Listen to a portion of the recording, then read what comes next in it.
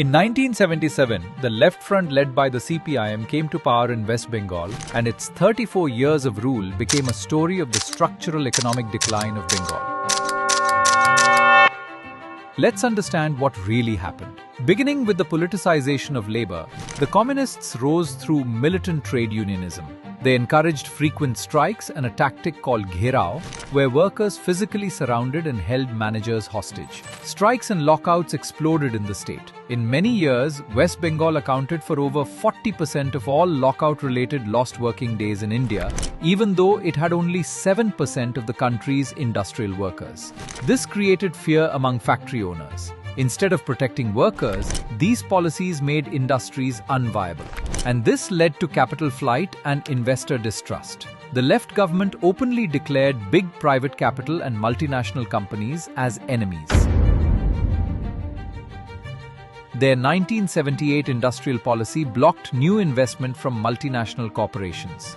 Investors lost confidence and started leaving the state. Between 1991 and 2003, West Bengal attracted less than 4% of private investment proposals in India. Even worse, only about 35% of those proposals actually materialized.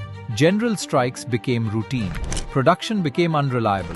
Factories closed or moved to other states. Public debt soared as tax revenue collapsed. What happened next was the collapse of the manufacturing base. In 1977, West Bengal ranked second in industrial employment among Indian states. Within a decade, it fell sharply. By 2007, it had dropped to 7th position.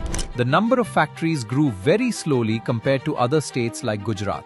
Production costs in West Bengal remained higher than in competing states. Labor productivity lagged.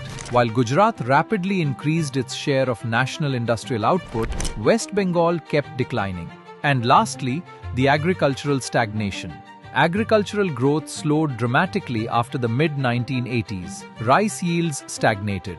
Soil fertility declined due to repeated cultivation without proper practices. The promised agricultural revolution was never materialized.